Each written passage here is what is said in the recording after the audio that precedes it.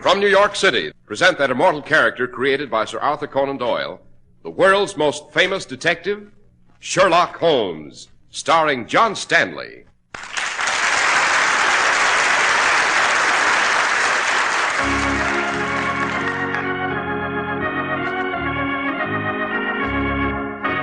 This week's story, The Adventure of the Elusive Agent. Holmes, the quarry we followed from the docks went into that room off this corridor here. Right, Watson. What are we waiting here for? Why don't we just go in? Patience, Watson, patience. We cannot precipitate ourselves into a trap on sheer impulse. Holmes, great Scott! Quick, Watson, into that room. The trap is sprung. We must get to the victim.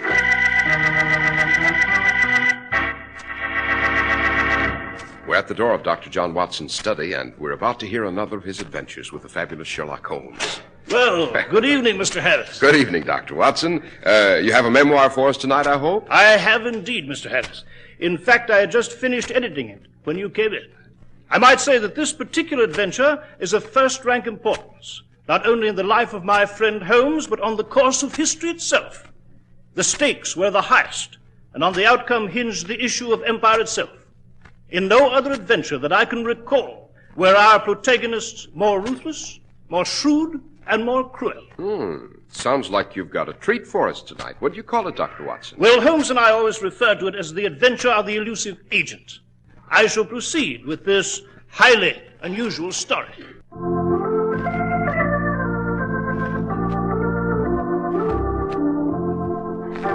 Now, Dr. Watson, what about the adventure of the elusive agent? Well, Mr. Harris, it began in 1913. This was a year when Holmes's brother, now Sir Mycroft Holmes, had publicly achieved the post of Minister at Large at Whitehall, but secretly conducted the affairs of British intelligence. 1913, I might add, was a year of international tension, notably between Britain and Germany, which a year later culminated in the First World War. It was behind the shadowy scenes of espionage that this adventure first began. And specifically, it began one dark night on the Berlin Express, plunging northward from Budapest toward the German capital. There was a knock on a compartment door. Yeah, who is it? Who's there? Trade Inspector Hermelin. What is it? What do you want? I have a telegram for you, Herr Meine. Oh, one moment. I don't... Donnerwetter! You're not... Don't make a sound, Muller. Get back in that compartment of yours. Get back, I said, or I'll blow your head off. Now, that's better, my friend. Much better. So, you're an Englishman. What do you want? The plans, mein Herr. Plans? Huh, I do not know what you're talking about. Don't you, Herr Muller? Then listen. Last night in Budapest, you knifed an Englishman in the back. Took a waterproof packet of papers from him. You're on your way to deliver them to the Wilhelmstrasse in Berlin now. Hand them over. Be quick about it. You'll never get those plans, you swine. Sorry, Herr Muller, but I must have them now. No. Yes, I must have them. Yes, Herr Muller.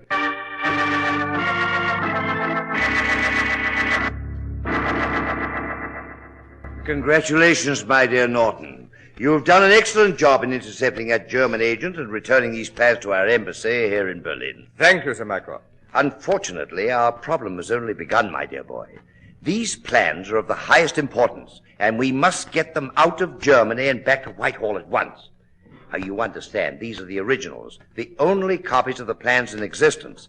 They were stolen by this German agent you intercepted from the inventor himself before he was able to get them to the War Office, and we could have copies made. But I understand you're returning to London tonight, are you not, Sir Mycroft? I am, but I cannot take the plans with me. No? Why not, sir? Ostensibly, I am Sir Mycroft Holmes, British minister without portfolio, here on official business. Actually, I'm here to see that these plans get back to London, and the Wilhelmstrasse knows it. I see. I have been watched every step of the way. The Germans have revoked our former privilege and will examine all diplomats of the customs. And we can't risk relaying the data to Whitehall by code on the chance that the Germans may already have broken it. It will be a dangerous and delicate mission to smuggle them out of Germany and... One moment, my boy. By Jove, I believe I have it. Yes, sir?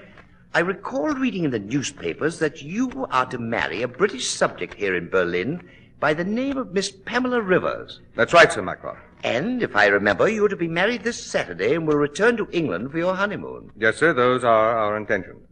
Yes, I'm sure it will work. Philip Norton, British attaché, takes bride, honeymoons in England. Excellent, excellent. Very romantic, innocuous in purpose, not calculated to arouse suspicion. Sir, I don't understand. Norton, my boy, marry your girl. Take your bride to England with you. And take something else in addition. Yes, Sir Mycroft. What? The plans, Norton. The plans.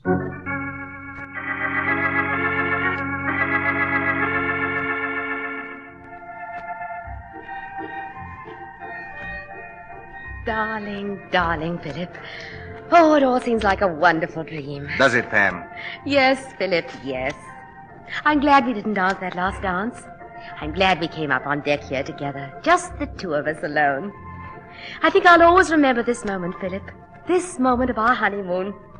I'll always remember what the music was playing and how the moon shone up there on the sky and the lights of England of home shining over there on the shore. So will I, Pam. So will I. Philip. Yes, darling. Put your arms around me. Hold me close. Pam. Closer, darling, closer. That's it. Oh, darling, darling Philip, kiss me. Now, tell me that you love me. I love you, Pam. I love you, I love you. Do you really, darling? Pam, what? Surprise, darling? Pam, you've got a knife. You just... Yes, you English swine, and you're going to feel the blade again. Now, my dear departed bridegroom, the plans. Ah, yes, here in your coat pocket, as I thought. Now, if I can roll you overboard through the opening in this rail. There, over you go. Goodbye, my romantic darling. And thanks for the wedding present.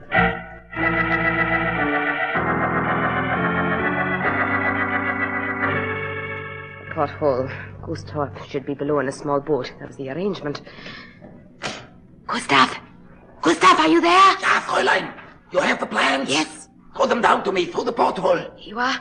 Thank you, Fräulein. That swine Norton. So he thought he could smuggle the plans... One moment, Gustav. Only half the plans are there. I have the other half. What is the meaning of this? It means that the half I have is for sale. I see. But the Herr Director has paid you well. Tell your master if he wants the rest of these plans, he will have to be more generous. You understand, Gustav? Very well, I shall tell him. And when you come ashore, Fräulein, we shall be waiting for you at the rendezvous. Auf Wiedersehen.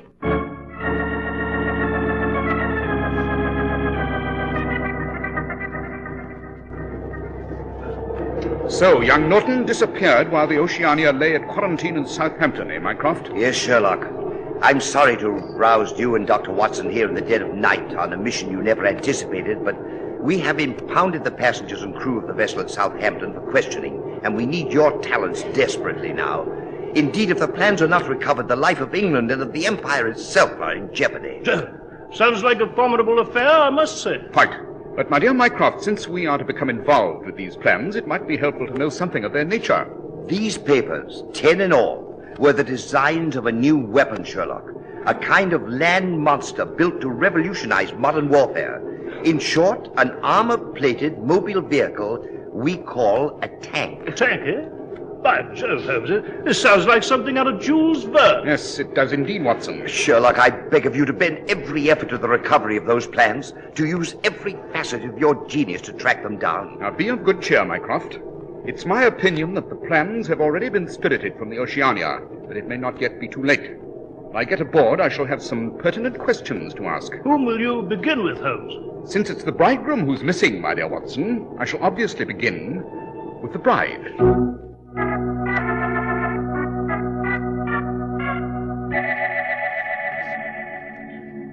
Now, Mrs. Norton, exactly what happened after you and your husband had gone to the upper deck of the vessel here? It was a little chilly. I asked Philip to wait for a moment. I left him alone, went down to my cabin to get a wrap.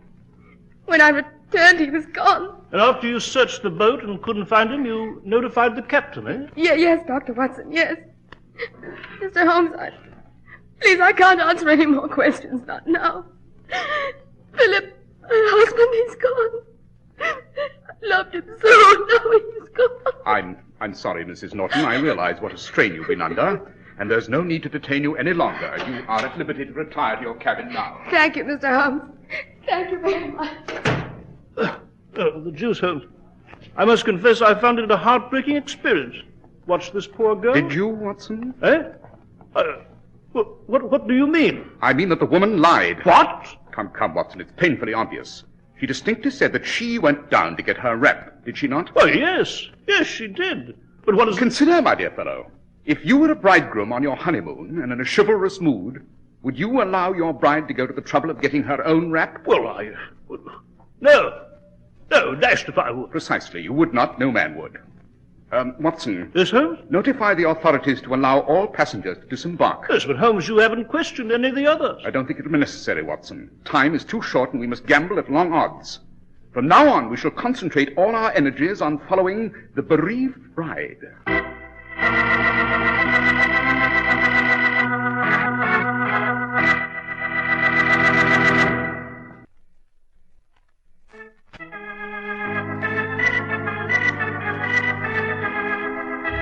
Now, Dr. Watson, you were relating to us the adventure of the elusive agent.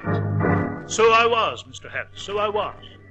Our task, as Holmes had explained, was to keep the bereaved bride, Mrs. Philip Norton, under our watchful surveillance. And this on the theory that she might lead us to the stolen plans for the new British armored monster named the Tech. We saw her take the train to London, and we followed.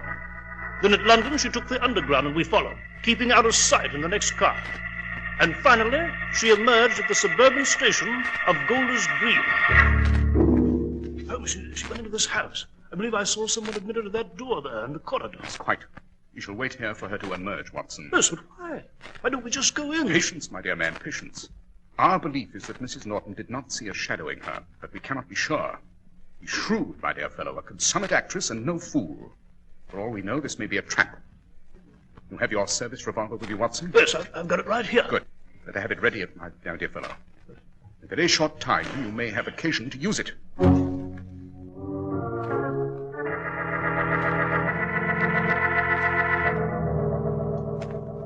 Ah, so you have already come to see us, Frau Norton. I do not wish to be called Frau any longer, Gustav. The mockery is over, and that fool Norton is dead. As you wish, Fräulein. Where's your master? As you know, we have a business appointment. The Herr Director has delegated me to represent him in these negotiations. Very well. I have half the plans. Your master has the other half. Without one portion, the other portion is useless. How much am I bid, Gustav? The Herr Director is inclined to be generous. You have already been well paid, but he realizes there are certain expenses. He's willing to pay you £10,000 on receipt of your half the plan. £10,000. It is a handsome sum, my dear, to pay a blackmailer. It's a pittance. The answer is no. The price is £50,000. But you must be mad with grief. £50,000, my dear Gustav. I know what those designs are worth. Price is low and of no consequence to the organization you represent. Consider what the British would pay for those papers. Well, Gustav? I am empowered to go as high as £20,000. That is my final offer. 50,000, and that is my final offer. You have the papers with you? I have. Oh, but don't think you can take them from me by violence, Gustav, and remove me for good. It really wouldn't be worth it, you know. I have a trusted friend in London, and he has a sealed letter. In this letter is all the information I possess concerning the German espionage ring, not only on the continent, but in England, too. You understand? Yeah, Fräulein, I understand. And finally, the letter contains the identity of the ringleader himself, Gustav. Your master and mine. In the event of my disappearance, my friend is to mail this letter to the Chief of British Intelligence at Whitehall. The price is still £50,000, Gustav. Perhaps you had better talk to the Herr Director personally, my dear Fräulein. He's in the next room, and I will summon him. Herr Director, the Fräulein is here. Will you talk to her? Naturally. And I am sure we shall come to some conclusions speedily. Good evening, Fräulein. It was so considerate of you to visit our little hideaway, far out here in Golders Green. I understand you've named a price for those plans. £50,000. It's a little high, my dear. May I make a counter offer? What is it? This. Simple. Eh, Gustav? The ideal way to make a bargain. Quick, efficient, ruthless. And so we bid farewell to the bride. But, Herr Director, the letter she wrote to her Don't friend. take me for a fool, Gustav. Both the friend and the letter were destroyed long before she arrived in England. I haven't my agents honeycombing this foul and miserable island for nothing. Quick now, search her for the plan. Yeah. Open up! Open the door! They've got it locked. Herr Director, it's Sherlock Holmes. He's followed her here. Yes, quick, Gustav, out the back way. But the plan There's no is- time now. Above all, we cannot afford to be seen. Quick. Hold the lock off with your pistol, Watson. Yes, right, Holmes.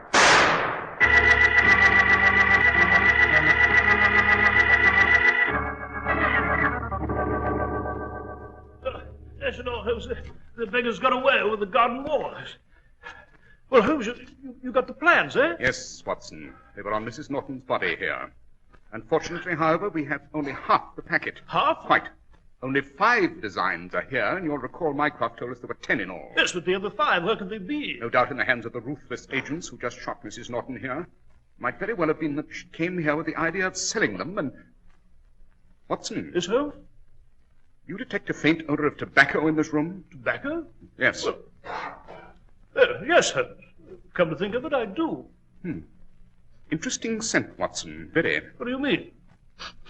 Yes, smells like ordinary tobacco to me. On the contrary, this one's a rare and very unusual blend. Yes?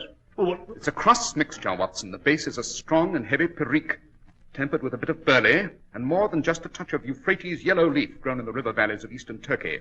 Only one expert in London, or in all of England, would create a mixture like this. Grimsby. Grimsby? Grimsby, the tobacconist. He specializes in these rare and exotic blends. He owns a little hole in the wall in Soho. Well, by Jove, Holmes, we can go there and ascertain who ordered this blend, eh? Precisely. But one thing is sure, my dear fellow. One thing is certain. Now that we possess half the plans, our constant companion is danger. And we are marked men.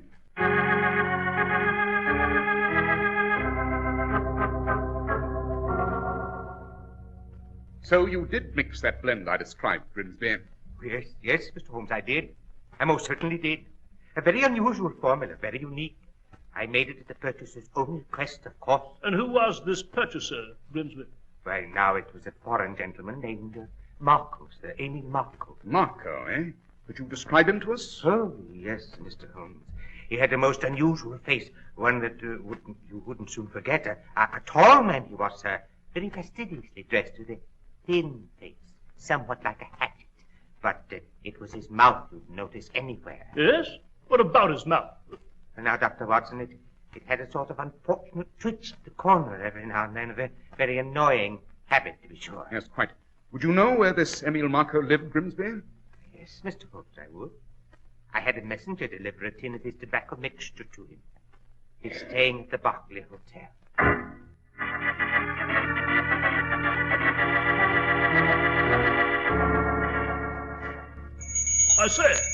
I say there, room clerk. Yes, gentlemen, what can I do for you? We're looking for a gentleman named Marco, Emil Marco. What room does he occupy? Why, he did occupy a suite on the 3rd floor, sir. Did? You mean he's left? Yes, sir, he left only this morning. Would you know his destination from here? Yeah, well, let's see, Marco, Emil Marco. Think, man, think. It's of the utmost importance that you remember. Well, one moment, I do remember. Yes, where did he go? I recall his luggage was routed for the Hotel Metropole in Paris. I remember it from the label. Hotel Metropole in Paris. Come, Watson, there's no time to lose.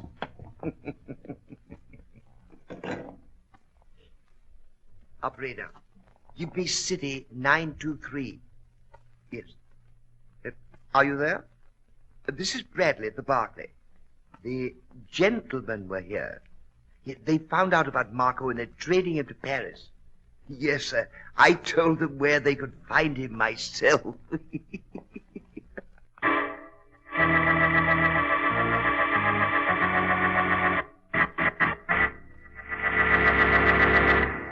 Well, Dr. Watson, you've got us sitting on the edges of our chairs. What happened next in Paris? Patience, my dear Mr. Harris, patience.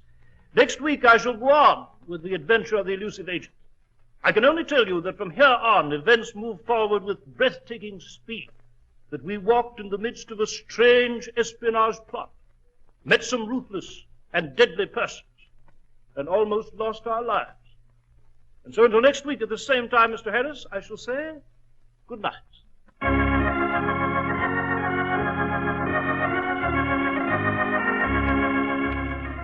The world's most famous detective, Sherlock Holmes. Our stories are based upon the character Sherlock Holmes, created by Sir Arthur Conan Doyle, and the program is produced and directed by Basil Rathbone. Sherlock Holmes is played by John Stanley, Dr. Watson by George Spelman. This week's story was written by Max Ehrlich, with special music by Albert Bourbon.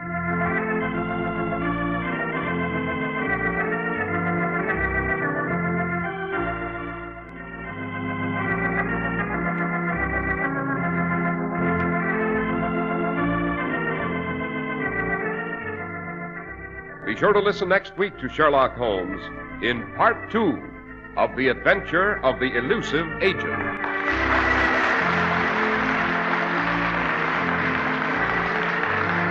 This is Cy Harris speaking. This is the Mutual Broadcasting System.